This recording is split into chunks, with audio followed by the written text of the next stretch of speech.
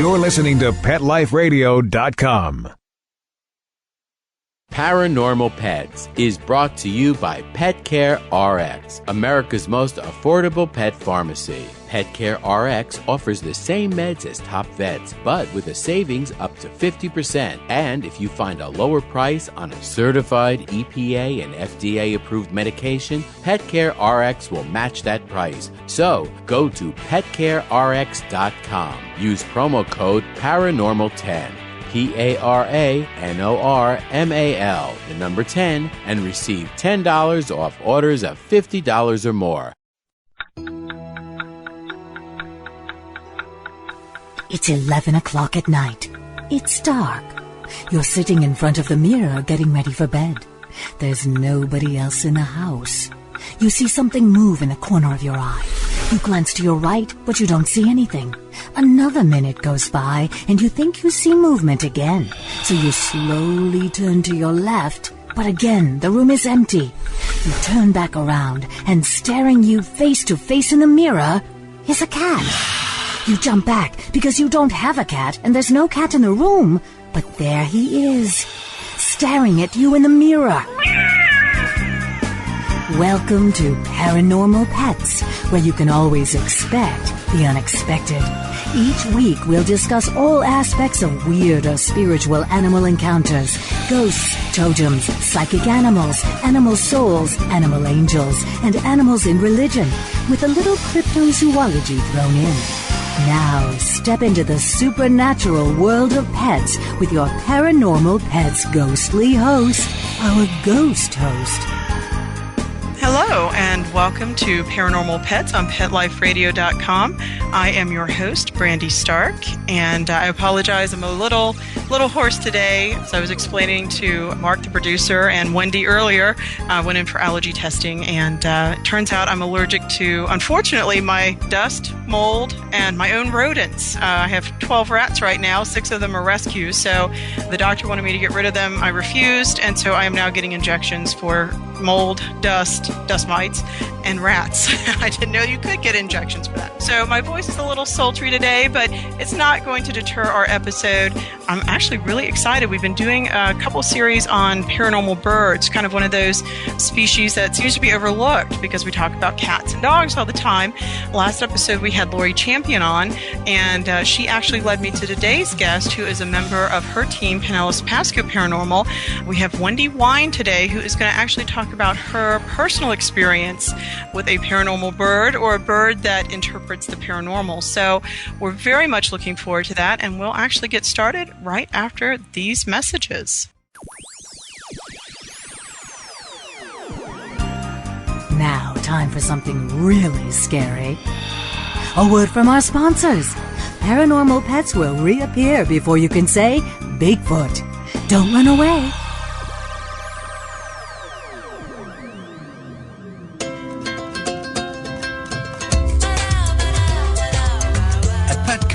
We really love pets.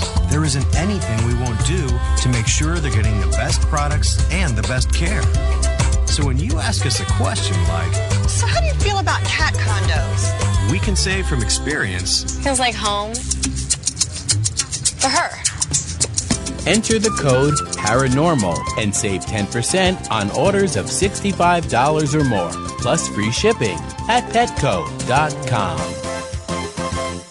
Celebrate your special occasion and give her this classic semi-eternity band created with 1-carat brilliant diamonds, channel set in 14-carat white gold. Exclusively yours from ice.com. Free shipping over $150, free returns, and 30-day money-back guarantee. Go to ice.com and use promo code ACTFP and get 20% off your purchase. Or use promo code ADTFP and get 20% off at diamond.com. Ice.com or diamond.com. Get 20% off from Pet Life Radio. There's a movement afoot. ShoeBuy.com. Join the millions of people who shop ShoeBuy.com's over 400 brands and 500,000 products. Order now and get free shipping and free return shipping. ShoeBuy.com, the world's greatest shoe store. Walk your dog in style and comfort Enter the code PARANORMAL at checkout and get a 10% discount plus free shipping at shoebuy.com. Hi, this is Tim Link, host of Animal Rights on Pet Life Radio. Join me as we feature interviews with best-selling pet-related authors, award-winning writers, journalists, and bloggers. And we'll tell stories about the animals and interesting topics about the animals in our lives. Each of the interviews will give you a first-hand knowledge about why the authors and writers chose a particular story, what the feature animals meant to them, and what has become of those animals that we've talked about. And of course, I'll also share stories from my own books, blogs, articles, and experiences. So be sure to join me and the writers and authors on Animal Rights. Every week on demand, only on PetLifeRadio.com. Let's Talk Pets on PetLifeRadio.com.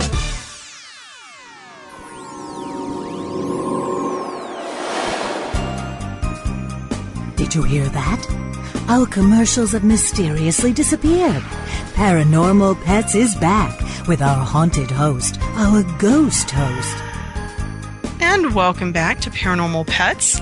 Again, I'm Brandy Stark, your host, and today's guest is Wendy Wein. Hi, Wendy. How are you doing today? I'm doing great. How about yourself? We are surviving, and that's all that matters, right? That's it. I'm telling you. What we're going to do is actually we're going to start off, if you'd like to do a little introduction about yourself and your team, Pinellas Pasco Paranormal. I'd like to know a little bit about the team, your role in it, how long you've been doing it. So we'll let you start. I belong to Pinellas Pasco Paranormal. Lori Champion, of course, is the head of Pinellas Pasco Paranormal. We do investigative hostile haunts. We have a very tight-knit team. We're kind of more like family in a way. I myself have been with them for just a little over a year. I met Lori through my own hostile haunt that I had inside my house, and she had come out and help, and we had become real good friends, and she got to know that I was, in the paranormal field and sensitive, and after a little while, I had joined up with her team. Excellent. I know that Lori was very impressed with you, and she's actually told me in the past that she was so excited when she met you that she's very, very, very selective. I mean, I know, her team. I don't think Pinellas Pasco has really taken new members too much these days, but she actually was so impressed with you that she decided to go ahead and ask you to be on the team, and that's very high praise from Lori. Let me tell you. I was very honored when she asked me to become a member of her team. Oh, that's wonderful. Now, what do you consider your role in the group to be? I'm a paranormal investigator and an evidence reviewer. Excellent. I know Lori has those long sessions where everybody comes in and you listen to the EVPs a few times and watch video, and it gets to be an all-night event. Yeah, we are basically in a coma most of the day. Yeah, I can imagine. Now, I know that our focus today is on the birds, so can you tell us a little bit about the bird that you're reporting on today? Sure. I have African gray. He's about 14 years old in human years. I inherited this bird. My dad passed away a few years ago on my birthday, and he had two birds. Of course, I received him, and during the process of divorce, my mom had taken care of this bird for me. My mom's husband, unfortunately, passed away last year. The bird stayed in the garage where he used to play and talk on his amateur radio. After he passed away, my mom would go into the building where he was at, and the bird would say things like, "I miss you, Beth." The bird had never heard anything like that before. My mom would go to leave the house, and the bird would look and say, "Where are you going?" He had picked up Cliff's cough, which Cliff is my mom's deceased husband, and he would do that as, to me, a way to try to communicate with her. And my mom would get irritated with it, and she finally looked at the bird and said, "Cliff, if that's you and you're trying to tell me something, I wish you'd just go ahead and tell me." The bird replied, "I'm trying." Wow. Excellent. So it sounds like, do you think, now African grays, as I recall, they're beautiful birds and they're very articulate. They speak a lot. I mean, he didn't have any of those phrases in his vocabulary at the time that your mother had him? No. All right. Absolutely none. And how well do you think he picks up words? I mean, does he seem to pick up phrases from the TV and the radio pretty easily, or does it take him a little bit more time? Normally about a month for it to, like really set into his vocabulary. I know the phrases that he knew, because I had the bird for almost 2 years before my mother had acquired him.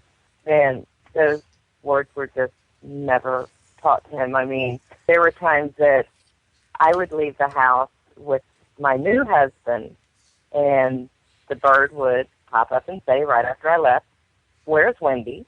To me, that's just unusual. Particularly to learn new phrases that quickly then. So it didn't match with the persona and the behavior of the bird that you knew. Exactly. Excellent. Now, do you think the bird you said belonged to your father, did he know Cliff at all in life or not so much? Yes. I mean, even after my mother and my father had separated, they remained friends, but my father lived in Mobile, Alabama. And he had lived there for several years, so it wasn't like that he was down here where he would always associate with them. Okay. So the bird does seem to really be picking up. It doesn't sound like it's, attached to the family or anything, at least Cliff, so much. So it seems to be something that really is quite independent, that's speaking through the bird, and the bird is acting, interestingly enough, as a psychic medium. Yes, ma'am. Lori was over here at one point in time doing an investigation on my house recently, and the bird had replied, "I'm going to eat you." Oh, that's an interesting answer. On the EVP session that we had done, there was an EVP that said, "I am going to eat you." Wow. So the "I'm going to eat you" phrase came from the ghost, showed up on the EVP, and was repeated by the bird. Correct. Wow. It's kind of an unusual phrase, and I know Pinellas Pasco does a lot of hostile haunts, but I'm wondering if, and I don't know, about the ghost in the home, but, if it was not a friendly one, it might have been tantalizing the bird by saying, "Hey, you big chicken, you're living meat, I'm going to eat you." That's exactly what Lori had said. Wow. That poor bird. That's never nice to hear, is it? Wow, that's actually pretty neat. And did the bird say it on tape as well, and then it was also on the EVP, or this was two separate incidents? I don't really quite remember. I do not think the bird had said it on the EVP tape. Okay. I do know that the voice on the EVP tape was not the bird. Wow. Now, see, it's things like that I find really amazing. And I know Lori and I were speculating what it might be with the birds is that they have really strong sense of hearing. Apparently, and I need to look up the facts on it, but perhaps better than cats and dogs. Cats get their supernatural connection because their hearing is actually excellent, as well as their vision, their low light vision. And of course, apparently they're quite sensitive to vibration. So, cats would seem to respond to things that, for example, mice scurrying under the ground or something like that we could not see or anticipate, the cats would respond to. And so they kind of, I apologize. This is the joy of pugs on radio, but it does sound, I'm kind of curious to wonder if, like cats, if that's what the bird is doing, if it has the ability to hear through all of those ranges of frequency, if their sense of hearing is so much more sensitive, if they can articulate what they hear because they're hearing what we don't, which I think would be interesting. Right. That was exactly what, when I had spoke to Lori about it, my question to her. Now, did your sensitivity, you did mention that you were sensitive, did your sensitivity also match up with what the bird was reporting? Yes. I knew that Cliff was still inside the house. I had physically saw him. As far as the building where he was at, there were massive, massive cold spots. Excellent. So the bird actually was reflecting, and you were able to verify what was going on, which I think is actually pretty interesting. And actually, this is one of the more interesting cases where we actually have a homeowner who is sensitive and with a bird, that can actually go back and forth and say, the bird is saying things that are very strange, but I'm picking up the same sensation from the entity in my house. It might give some validation that I'm curious though. I've always wondered, are the birds repeating what they hear? And if for that to happen, then this entity would have to be telling the bird for at least a month, I'm going to eat you, for the bird to pick up that phrase, from what I understand about your African gray. Or is it that, is it the bird that's being possessed? I mean, can the entity actually possess the bird and speak? How is it picking up those phrases? And even what you described before, with the bird coming back with phrases that were almost conversational, something like that just doesn't seem to spontaneously happen. You can't have I would imagine you wouldn't have a ghost for a month saying, tell her, I'm trying. For a bird to actually answer in those words in present time and with the conversation would indicate, I don't know if it would be a possible possession. And what would you do if your bird was possessed anyway? I mean, that gets to be a whole nother can of worms right there. Exactly. I don't think, that this was something that a spirit would sit there and, repeat, and the bird would come back with a quick answer to a question that was given or a statement that was given. As far as if the bird is possessed, or should I not say possessed, or being used as a communication tool. Mm-hmm. I personally would leave my bird alone and, take it with a grain of salt. You'd almost have to, because in a situation like this, what else can you do? It would actually bring up the question, and of course, unfortunately, this is what we are dealing with paranormal pets and paranormal animals in general. But awareness, consciousness, intellect, ability to assess problems and to assess situations, it's always been amazing to me. I love animals and I love living with my pets because, they're always in the present moment. The past is kind of gone, the future is gone or not here. They're not worried about it. So they're living in the present moment. So, unfortunately or fortunately, their perceptions are a little bit different than ours. And I think it gets to be very hard. I don't know birds well enough to say, how coherent a personality they might have. I mean, how self-aware are they? How do they associate, or do they understand what's going on around them? Do they live in the present moment?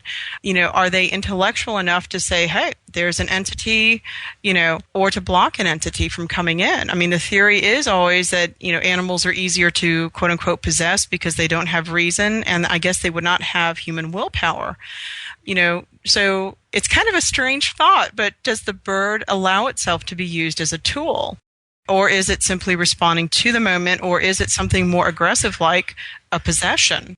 When you talk about Cliff, who the bird first responded to, I mean, was he a sensitive, or was he unusually strong personality or anything along those lines that he might assert himself like that and possibly possess the bird? Cliff was a very easygoing guy. He was a very strong spirit. He was not a sensitive. Cliff, unfortunately, passed away suddenly. Mm-hmm. It was totally unexpected. My mom had just spoke to him face-to-face 5 minutes before he passed away. Wow. So it might have been one of those things where things left undone, or family actually tends to hang around a lot. I mean, it sounds strange, but actually the spirits just had a case where, unfortunately, the homeowner was a little bit assertive and harder to, kind of say, please sit down and don't tell us anything. That wasn't working. But at one point, a sensitive had picked up on our team that the wife of the homeowner was still there. And this other person, piped up immediately, said, oh, no, that doesn't happen. We believe that everybody goes to heaven and you can't be in two places at once. And I always think that's actually kind of funny. But entities, can pretty much do whatever they want as far as I'm concerned. But, without a body, you're not subject to space so much. But it's kind of an interesting thought that, when one passes on, and particularly suddenly, there's probably still that care and that concern that's even more intense than somebody who is perhaps prepared to pass on and has kind of let go of some of those attachments and those relationships and settled things. So it's kind of interesting that Cliff might have still very strongly been there for your mother and was kind of letting her know, I'm watching over you and you're not alone. This was very sudden, but we'll work through this. Particularly with that one message about I'm trying, to let you know I'm here. I think that's fantastic, and I think that's where it's interesting, but that's where I think animals become our helpers. I don't know if you agree. Oh, no, I wholeheartedly agree with you. It's absolutely one of the most intriguing aspects, I have to say, of even doing this show is just hearing the stories and really how animals help. But what we'll actually do at this point is we'll pause for some commercial messages, and then when we get back, we'll see what else we can come up with birds and the paranormal, and maybe see about giving some advice to folks that might be having some entity issues with their pets. So we'll be right back after these messages. Now, time for something really scary. A word from our sponsors. Paranormal Pets will reappear before you can say Bigfoot. Don't run away. Love your pets but wish their medications were a lot less expensive? They are at 1-800-PET-MEDS. You'll not only save on flea and heartworm medications, but on prescriptions for arthritis, incontinence, thyroid, and more. And you get fast service, free shipping, and a 100% satisfaction guarantee. Plus, our licensed pharmacists ensure accuracy, monitor drug interaction, and more. See why over 5 million people have trusted their pet's health to 1-800-PET-MEDS, America's largest pet pharmacy. Call now or order online. Go to petmeds.com/paranormal to get 10% off any order and free shipping on orders of $39 or more at petmeds.com. FTD's network of over 40,000 florists around the world have been creating beautiful handcrafted arrangements for 100 years. Each arrangement is delivered the same day and backed by FTD's 7-day satisfaction guarantee. For a century, people have trusted their most important occasions to the flower experts at FTD. Since Pet Life Radio is all about puppy dogs and flowers, our listeners, that's you, can get a 20% discount on your order. Just go to fluorop.com and use the code PARAPETS at checkout. FLEUROP.com, code word PARAPETS.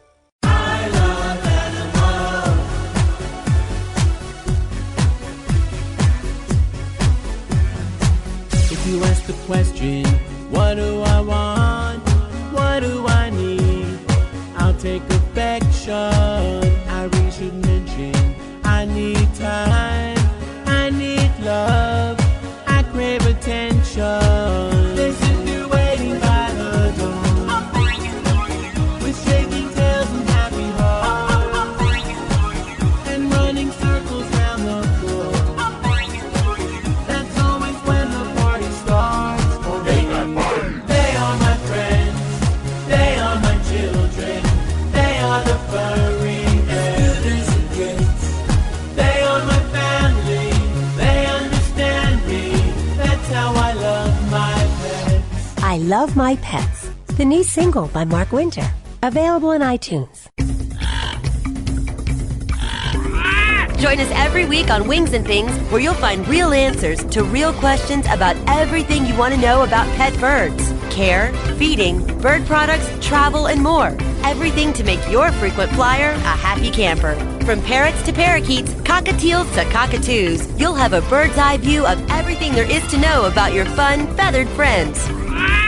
We're your hosts, Barbara Heidenreich from Good Birding and Robin Schwokas from the Leather Elves. How do I learn more about my parrots? Spread your wings and get ready to fly. Wings and Things, only on PetLifeRadio.com. Let's talk pets. Let's talk pets On Pet Life Radio. Pet Life Radio. PetLifeRadio.com. Did you hear that? Our commercials have mysteriously disappeared.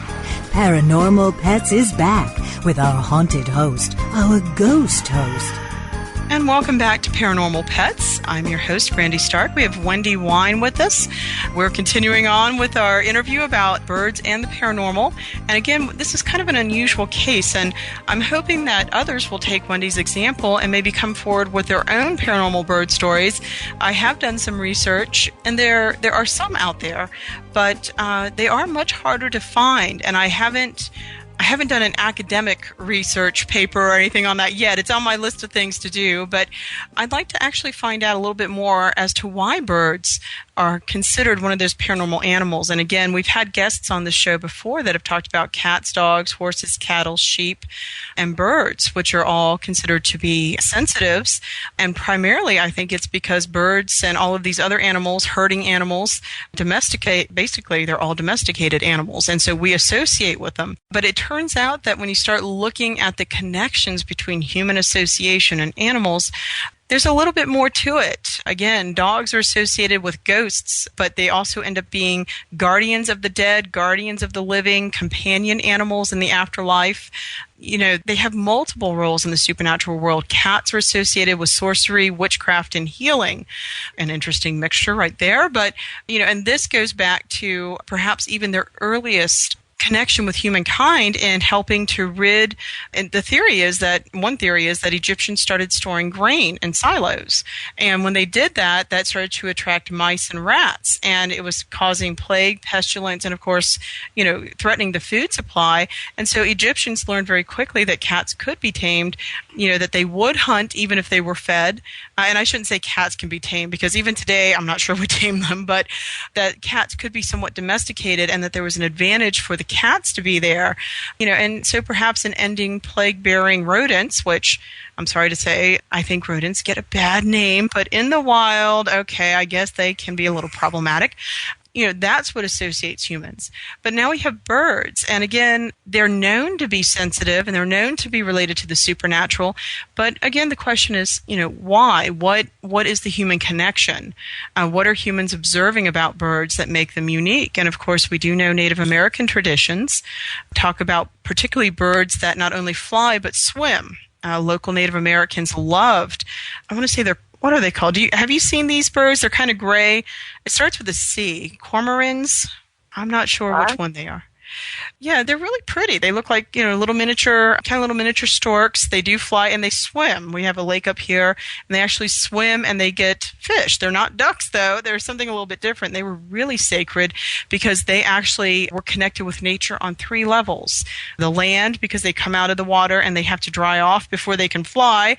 The sky, because of flight, and of course water because of their swimming ability. So the fascination with birds, I think, is kind of an interesting study and something that I haven't seen a lot of. So, is it because some birds can mimic our speech? And humans, of course, we like to set ourselves apart because we, quote unquote, speak. Actually, we do speak. The quote unquote should be for the birds. But, we have language and communication. And birds can mimic that and they appear to speak. I've always been fascinated. I don't know if you have any thoughts on that. Being a bird owner, I would imagine that you would have a lot of insight to the responsibility and to the ability of birds. So I didn't know if you wanted to add anything to that or if you have other observations about why we value birds as supernatural, but I'd love to hear them. Well, I consider myself actually a new bird owner. I had never had birds before this one. As far as them being paranormal, I would have to say probably because of their ability to hear the low frequency ranges, and I guess they're more vulnerable than humans are. If there's a problem you feel with your animal, contact a paranormal team and see if you can get some help with it. Right. And of course, always make sure, the pet is healthy and you've checked it over for natural causes, because that'll probably be one of the first things the paranormal team says. So, if somebody called me and said my dog's acting up, I'd have to say, well, tell me how. But, if you've ruled out, everything's okay and the bird's okay, but it's still being spooky. Yeah, I agree with you. I think it's, actually homeowners might start documenting. I think that's a good idea, writing down what's happening. I don't know about, I think Lori would agree, and hopefully you would, but I usually tell people that if they're not, well, actually, I don't think it matters if you're on a paranormal team or not. The general rule of thumb is to not investigate your own home. You do need to get a team in. I don't know about you guys, but we've started finding that there's a rash of people out there that are trying to do their own paranormal investigations, and unfortunately, that usually makes things worse. So, documentation isn't so bad, but, people who try to record and do EVPs and all this, they kind of actually start building into this fear factor. So I usually don't recommend that. And of course, what are the earmarks, do you think, of a good paranormal team? Personally, I would say make sure that they're long-lived. Usually I recommend before 2005 because most teams after 2005, not all, but many, are going to be trained based on television. And I think you need to have a little more time in the field and a little more experience. And I'm a big advocate of mentoring myself. But are there other earmarks of paranormal teams that you would recommend? Their persona. Make sure that the people that you associate with as far as paranormal team have good morals. They're not as you said, your commercialized ghost hunters. It would be interesting, I'm kind of hoping that eventually, some paranormal teams you might even want to look for one that has experience with animals or maybe even in the interview process when you're talking to this team, because I usually advocate, homeowners need to know who's coming into their house. You can't just let in a group of strangers. So really, talk to the founder, the contact, or whoever you're talking to. But, you might want to feel them out for their views on animals, because there are some that still believe that, and I know this is shocking coming from me, and of course I do have my bias and I know it's there, and and I do believe animals are sentient to a degree, and of course I do believe they have souls, so there's no question there. And I think they have reasoning abilities, maybe not to human levels, but they can reason some. But I think it's also really important that if you're going to deal with animals, that you find a team that's sympathetic or understands, working with animals and, isn't going to dismiss, what you're saying, and might have some compassion for the animal. I mean, I think that's hugely important. And unfortunately, with some of the more commercialized groups, I think that's one thing that I really object to is the lack of compassion. This is a compassionate field. It has to be. And commercial teams don't always do that. So do you have other advice that you like to pass along for bird owners in general, or paranormal folks? Or is there anything that you like to advocate or plug at this point? Well, just, what you said. I strongly suggest do not try to investigate yourself. Even when I have a problem inside my own home, I do not investigate myself. I call my team. To me, it's just a really bad idea. You might open up something that you don't want. If you're interested in Pinellas Past the Paranormal, you get PinellasPastTheParanormal.com and read up on it. And did your bird settle down a little bit since everything has been happening? Somewhat. I know you just said you had a recent investigation, so I guess things are still going over there, but hopefully, having paranormal, a paranormal investigation does seem to maybe help calm the bird down too a little bit. I mean, there's the excitement of the team being there. I don't know if you found this, but I've often found that doing these investigations sometimes wears the entity out a little bit, and there's a peaceful time period that comes about, and that might be nice for animals that might be afflicted with haunted phenomena too. Right. Well, when Jake starts acting up, which Jake is the bird's name, okay. I tend to do something else to distract him, like turn on the TV or the radio, because he does like to dance and like steer him off the track. Okay. Calm him down a little bit and redirect his focus. Yeah. Excellent. Well, hopefully we'll get some more paranormal bird stories, but I want to thank you so much for sharing yours, and it has been wonderful having you on. I'll let you know when the episode comes out. Like I said, we've got kind of a string of things coming up. In the meantime, I'm going to remind folks to, again, support their animal rescues. I am still supporting Pug Rescue of Florida. I may be losing my mind. I may be adopting. This is why I'm a bad foster, but I may be adopting my foster. We'll find out, but he is a cute little boy, and he is seizure prone, and I can certainly handle that. Remember, to support your local humane societies, SPCAs. There are a lot of animals out there that need help. Economic times are looking a little bit better, but I don't know if these are going to hold. And of course, usually during bad economic times, one of the first things to really be impacted are the pets. So remember that there's a lot of good animals out there that are looking for homes, and please support them. If you would like to see a little bit more on the supernatural and links to other animal-based websites, feel free to also check out the Spirits of St. Petersburg website at www.spiritsofstpetersburg.com, or you can just Google Spirits of St. Petersburg.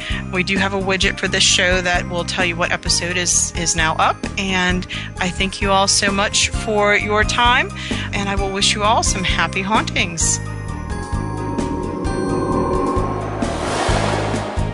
Pet Life Radio presents Paranormal Pets, where you can always expect the unexpected. Each week we'll discuss all aspects of weird or spiritual animal encounters, ghosts, totems, psychic animals, animal souls, animal angels, and animals in religion, with a little cryptozoology thrown in. Step into the supernatural world of pets every week on demand, only on PetLifeRadio.com.